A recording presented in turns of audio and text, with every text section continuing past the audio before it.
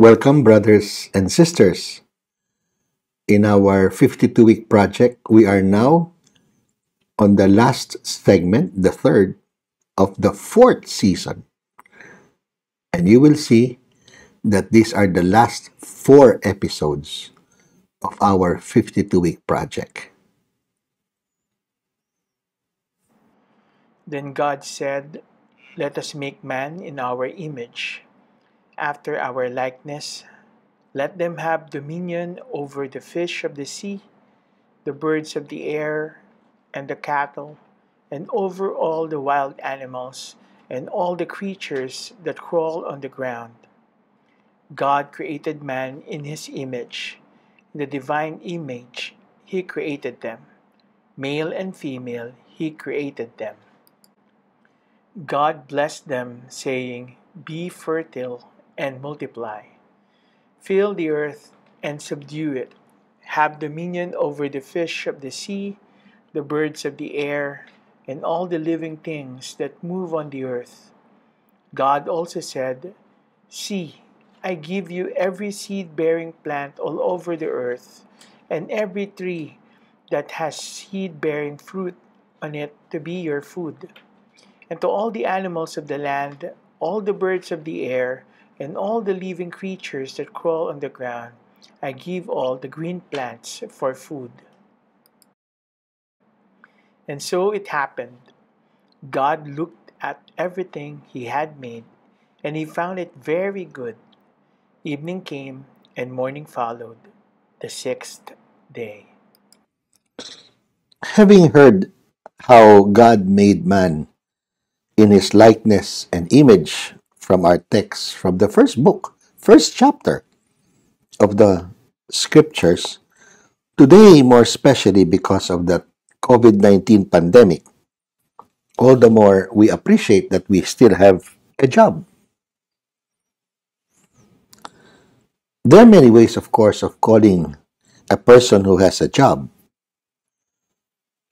Many have a white collar job, sitting behind the desk, staying indoors in an air conditioned room, or maybe you could just imagine the manager of this call center having many persons at his or her beck and call. But others slug it out, drenched wet under the sun, especially when it comes to nearly noonday. Or others dig trenches, manual work. That's why the words worker, laborer, manager many times can connote a different appreciation of having a job. People who sweat it out under the sun are more laborers, whereas those who are in the white collar job are called employees or workers. However, as we have heard from the first book, the first chapter of the first book, the Bible speaks of the dignity of man as the image and likeness of God precisely because by his work he becomes God's collaborator, a cooperator of God, a co-worker of God. Even we could call him a co-creator with God. And so, in this 49th edition of our 52-week project, it would be good to turn again to the reflections of Pope Francis on Joseph, a man worthy of the name of Father because he exemplifies no other model but the Heavenly Father of Jesus. But here he is seen in Patris Corde as a working father, a carpenter, a builder. In our reflections before, we could say that Saint Joseph is a carpenter who earned an honest living to provide for his family. And Jesus learned from him the value and the dignity, including the joy of what it means to eat bread as a fruit of one's own labor. But today, when employment has become a burning social issue and unemployment reaching record levels, then for decades, nations that have enjoyed a certain prosperity would need to renew its appreciation for the importance of dignified work that is put under the example of Saint Joseph. Work is a means of participating in the work of salvation. That's the real work. Hastening the coming of the kingdom, putting one's talents at the service of society and fraternal communion. And so, when we could speak of someone who is truly working for the kingdom, he is actually cooperating in whatever job they have, cooperating with God Himself, becoming, as I said earlier, co creators of the world around us. The crisis of our time is such that what is economic, social, cultural, and spiritual is allowing us to serve as a summons to rediscover the value, the importance, the necessity of work for bringing about what we would always hear today, the new normal, where no one is actually excluded. Pope Francis, in his Patris Corde letter, ended by saying, let us implore Saint Joseph the worker to help us find ways, methods, means to express that conviction. And what is the conviction?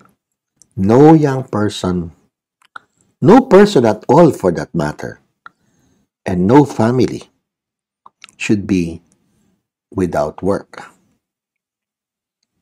Requested to talk about my contribution to the sugar industry when I was active during my active years.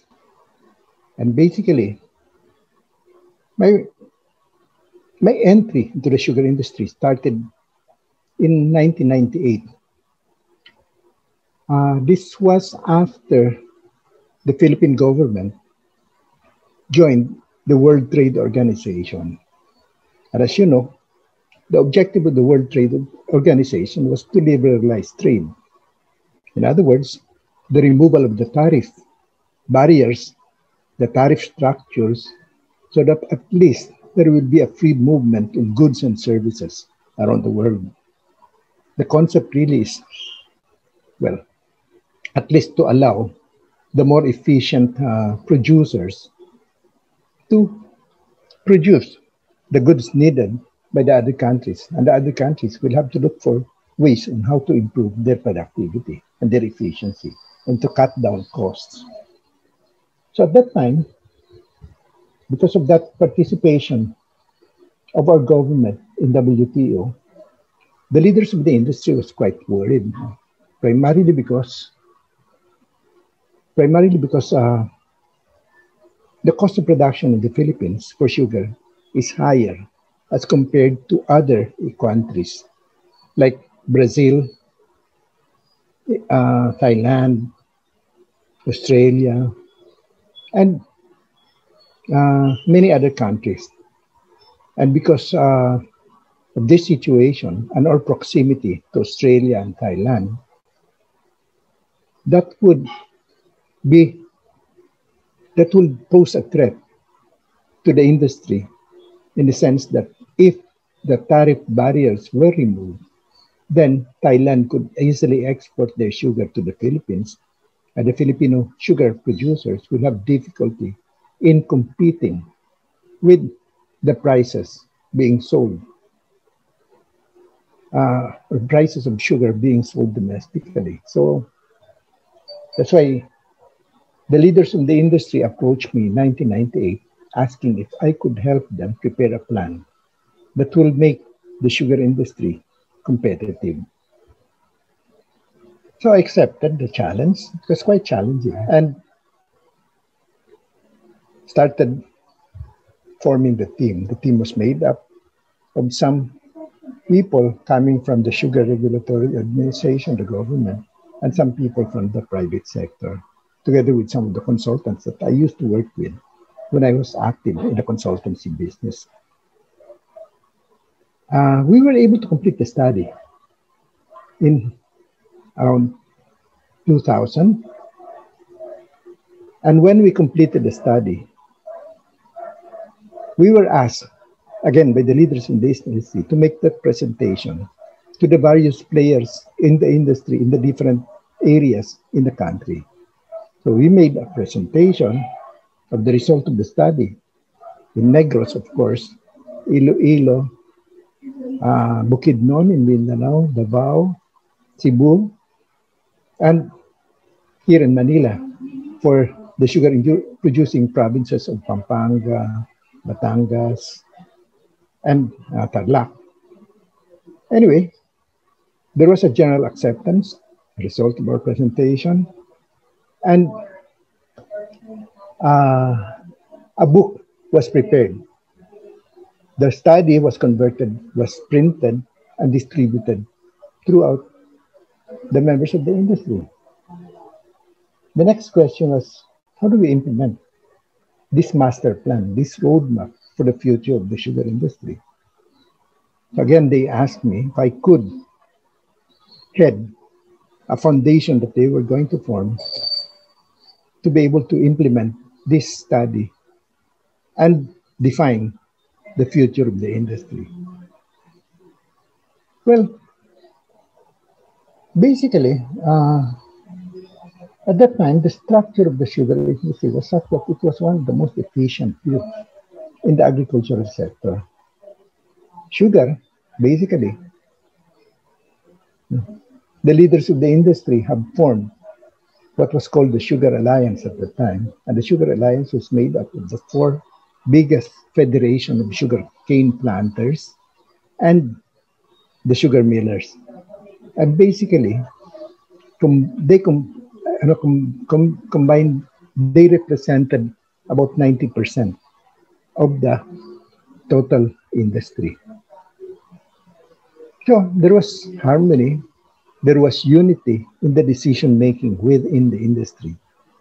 And as the executive director of the Sugar Master Plan Foundation, I reported to that group, the Sugar Alliance of the Philippines.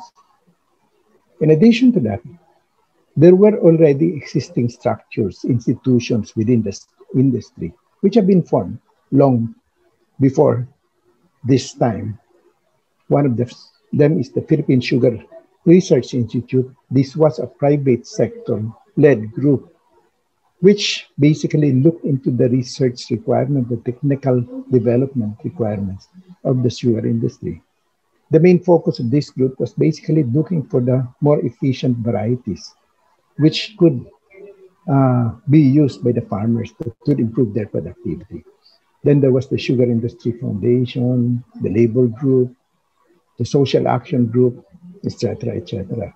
So there were many foundations and institutions within the sugar industry that could help implement the master plan. Anyway, the sugar master plan focused on three things. One, to be able to compete in the world market, the industry has to improve its efficiency. Efficiency, which means that it has to be able to produce the sugar, the product, at the lowest cost possible. Second, it has to increase its productivity. At the time, we were in the median, and we needed to go up a couple of steps higher to be able to compete and bring down our cost of production. And third is basically looking into the possibilities of diversification. Diversification would mean looking at the potential of sugarcane. Sugarcane is a very, very flexible raw material. From sugarcane, you can produce so many products that the potentials are quite huge. For example, from sugarcane, the outside coating of the cane, there is a wax there. And if you can collect that wax, they found out that the wax coming from sugarcane is resistant to high temperatures. Therefore, the market potential for that wax would be what? For the cosmetics. You know, entertainers usually go to the are exposed to these bright lights, which usually are quite hot, and it melts the makeup and the mascara or whatever you call it. And they have to go back to the dressing room quite often. But with a wax used in the mascara or in the makeup that would be resistant to heat, they don't have to go to the dressing room that much. So it has a premium, it has high value, etc. From sugar cane, you can also produce alcohol, different agrochemicals like, furfural and so many chemicals coming from sugar cane. And you can also produce raw materials for fiber, uh, construction, fiberboard, etc. from the bagasse, which is basically considered as a waste material in the production of sugar. So there is quite some versatility in the product. Okay, so those are the three major focus as far as the sugar master plan is concerned.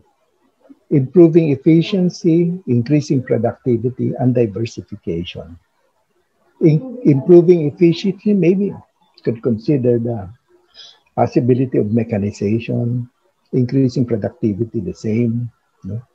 Increasing productivity may be the adoption of high yielding varieties, the improvement of the cultural practices in the planting and the cultivation of the sugarcane, etc., etc. Okay, so in terms of diversification, you know, I would like to present some slides that will show the initiatives that we undertook to be able to implement this diversification. We undertook two initiatives looking at the potential of sugarcane.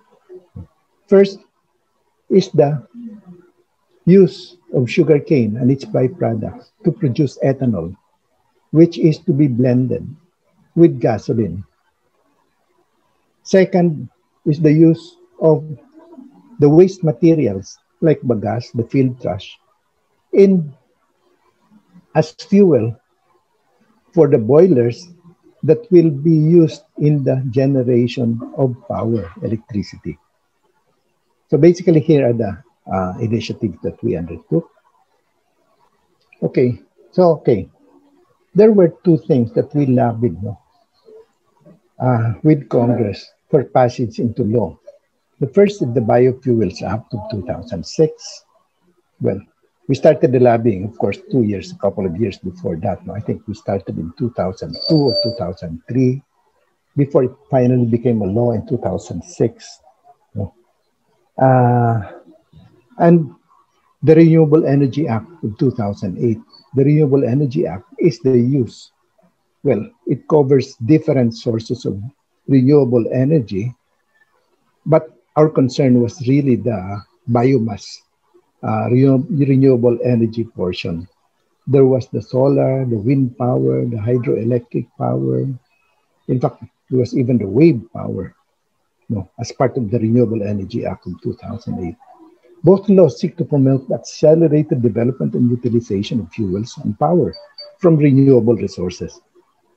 And agribusiness being the channel for biofuels and biofuel production is expected to benefit from the implementation of these two programs. Okay, what's the benefit? In the Biofuels Act of 2008, the primary source, well, it is mandated that initially, after the implementation of the law, a 5% mandated blend should be used. No? Ethanol, 5% ethanol should be blended with all the gasoline being used in this country.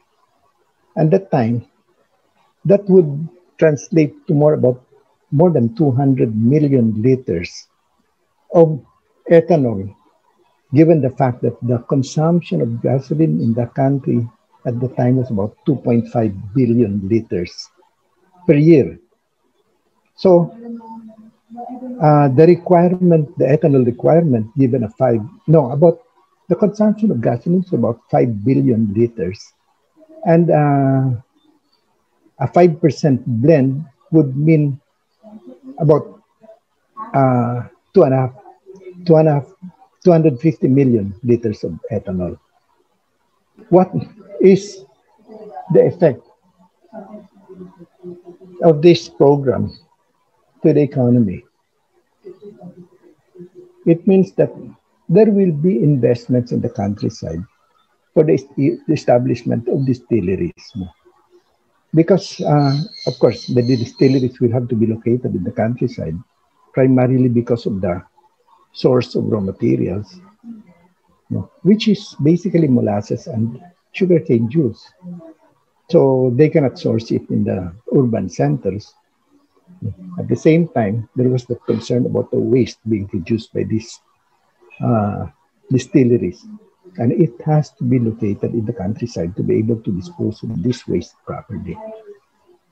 So, investment in the countryside, it is anticipated at the time that about 25 billion in value added from production of feedstock up to the sale of bioethanol will be looking at the supply chain. In other words, given the progression from the time sugarcane is produced until the time that bioethanol is blended and distributed in the market, there is more or less around 25 billion in value added. The availability of organic fertilizer, the distillation process produces waste. And the waste, well, if processed properly, can be converted into organic fertilizer. And that will not only provide an additional income for the distilleries, but it will also improve the productivity of the farmers. And of course, it is estimated at the time that about 87,000 jobs will be created for the construction, operation of the distillery, and some of the downstream industries like howling, storage, etc., etc. And of course, additional employment in the production of the feedstock. This translates to about 120,000 jobs. So those are the potential contributions of the bioethanol program in the industry. As far as the renewable energy program, looking at only the biomass sector, in which sugar is looking to be an active participant in, it is estimated that that this particular sector can produce about 250 megawatt of power daily. And of course, this will translate to about 2,693 gigawatts hours per annum, equivalent to about, the requirement will be about 5 billion tons of biomass. So the biomass will be coming mainly from the bagasse, which is a waste product produced by the sugarcane, and the field trash, again, another waste product. And given the fact that the Clean Air Act has been enacted and it's now prohibited, the burning of canes in the field is now prohibited.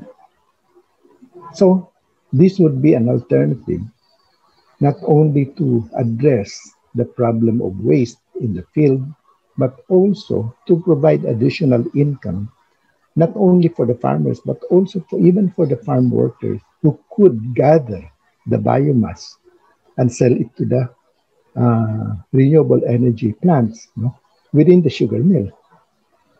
So it is, well, it is quite beneficial even for the farm workers. So these are the estimated volume of biomass from the major crops.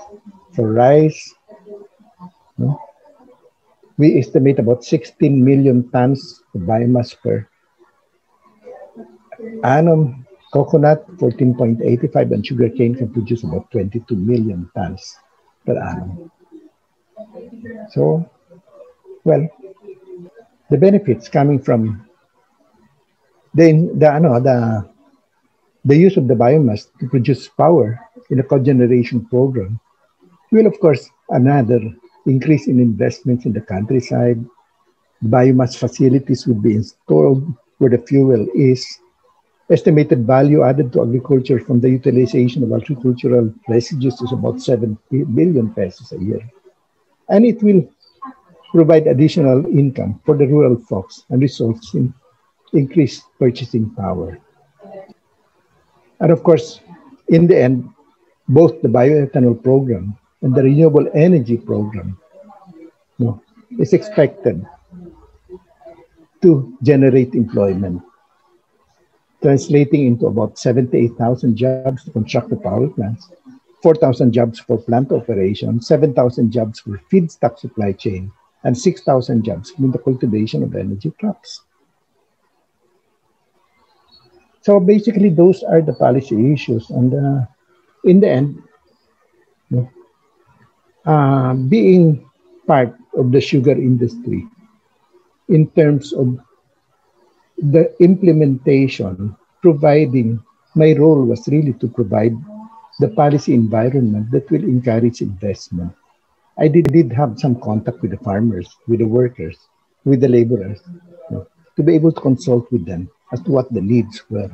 But in the end, most of my job was focused on creating the policy environment that will be beneficial for the sugar industry and will help sustain the survival of the industry, even with the liberalization of the trade and the reduction of the tariff for sugar coming from other countries in the world.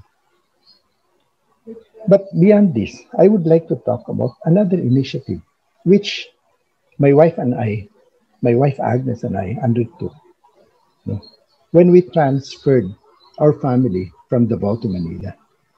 And basically, I think this is a smaller business, but I think that would translate to a more effective direct involvement with some of the people that we are in contact with. When we transferred to Manila, we were able to start a small business, framing business, something unique, something different, something that we really didn't know anything about. But with the help of God, He guided us towards this business. When a neighbor approached us, we just transferred, we just bought a house in Parañaque. We were new in the neighborhood, and one day, one of the neighbors approached us, asking us if we were interested in buying a business which his son was operating. And the son at that time had cancer and eventually died of cancer.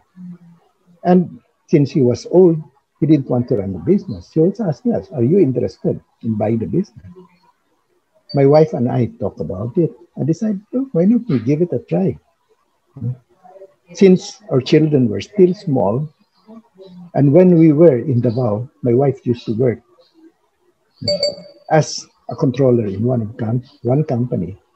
But when we transferred, we decided that it might be better for her to work from home, primarily because the children were still small. And if she gets employment outside of the house, she will have to be out at least 10 hours a day, 8 hours staying in the office, 2 hours commuting to and from the office, 1 hour going to the office, 1 hour going home. So that was an opportunity which we feel that God has opened up for us. We discussed about it, and my wife was interested because it involved art, and she was interested in art. So we got some small tools, we got practically nothing, just small tools, some supplies, etc. No.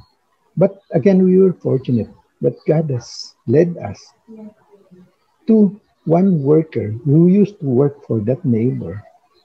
And one day he was looking around and he saw that we were buying some tools and equipment. And since he was looking for a job, he approached us and asked if we needed a laborer, somebody who can work, help us with the business. And of course, we readily agreed because we knew nothing about the business.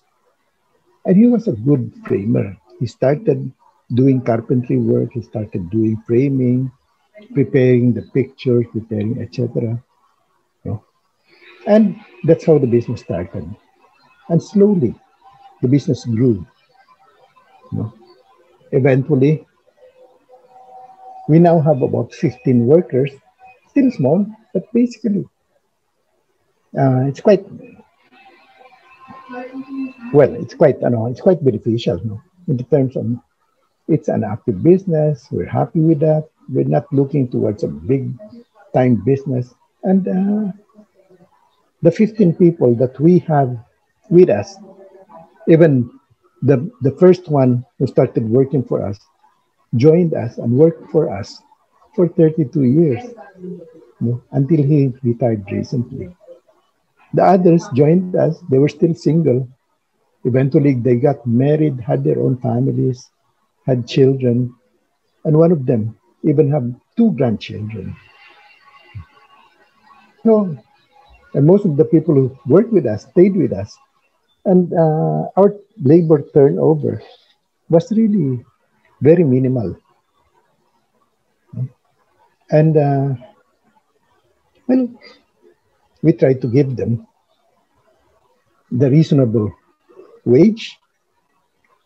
We tried to give them a good working environment, and we try to give them the benefits that we can afford and share with them the profits of the business. So now, what we are trying to do is we're aware that some of them live in developing areas, they're paying rent, and they're having difficulty in the sense that, one, there is no security as far as staying in one place is concerned because they're just renting. They don't own the house. They don't own the place where they live in. And second, the rental keeps going up. In fact, two of our people have to move their families out and look for a smaller place because the rent was already so exorbitant that they cannot afford to pay the rent anymore. And well, we decided that maybe we should set aside part of our savings and try to help them with their housing requirement. So that's what we're trying to do right now. We bought a small lot nearby, not too far away from where they work, and we're planning to build a 2 3 story structure wherein which we can provide them, each family, with one room, a room that would be enough to give them a kitchen, toilet and bath, and a place to sleep in, a place to live in. You know? So initially, we're looking at about a 2 story structure, uh, 3 rooms in every floor. That would be equivalent to 6 rooms that could house about 6 families. And the arrangement is for a rent to own arrangement. In other words, we're not giving it to them for free, but we will be charging them rent, a very minimal rent, and over the years until they are able to pay it back, the investment without any profit, without any increase in the price. Of course, we don't expect them to pay the whole price, the whole cost of constructing that building. If we can recover 50% of our cost, that would be good enough. But basically, we're doing this because, well, they were able to help us. You know? And we're now putting back some of the profits that we benefited from, some of the earnings that I made while I was working for the sugar industry. And the fact is that our children have already finished. We don't really need anything more. We keep our lives simple. And it's about time that we share whatever benefits that God has given us with the workers. My wife Agnes and I feel that these workers were entrusted to us by the Lord, and it becomes our responsibility to really take care of them. And the graces given to us by the Lord should be shared with these people because they are our responsibility. The Lord has given them to us in the way that He made all things in Genesis 1, all creatures under the dominion of man, to a certain extent, to a very smaller extent, more humble. He gave us these workers for us to take care of the workers and their families. That's what we're trying to do. In addition to the housing project that we are trying to provide for the workers, we are also encouraging them to send their children to college. What we're telling them is that, look, you cannot work forever. Sooner or later, you will have to retire. And in the end, in the future, it will be your children who will have to take care of you. And you will have a better status in life, a better chance in life if your children were able to finish their college education because the opportunities are broader and better. So the offer is for us to be able to fund the schooling requirement of their children, the tuition, the uniforms, transportation, etc., etc. And as far as the tuition is concerned, so that at least the parents will have some contribution. Although we advance the money, 50% of the cost of the tuition will have to be paid back by the parents so that at least they can say that it's not totally a mendicant, it's not totally charity. We were able to send our children to school to maintain their pride that through their efforts, their children were also able to finish college. So it was a good arrangement and it's continuing until now. So right now, how many people do we have? We have about 4 or 5 scholars, and it will continue to grow. You know, two of them have already finished college. They're now helping their parents. That was the first worker that we have. And, well, one is a teacher, the other one's working for a call center. And, well, basically, that's ano. And we feel that there are still more things that we can do for them. And we are continuing to try to see what we can do to provide, to improve their lives, to improve the future of their children, to try to help them. You know, that in the end, the business that we started is not only a business that will benefit us and our family, it will also be a business that will benefit even the workers that are helping us in this business.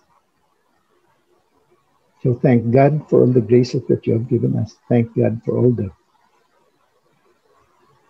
blessings that have come upon us.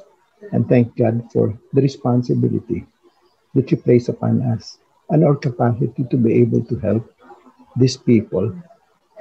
We thank you, Lord, for all this. Amen.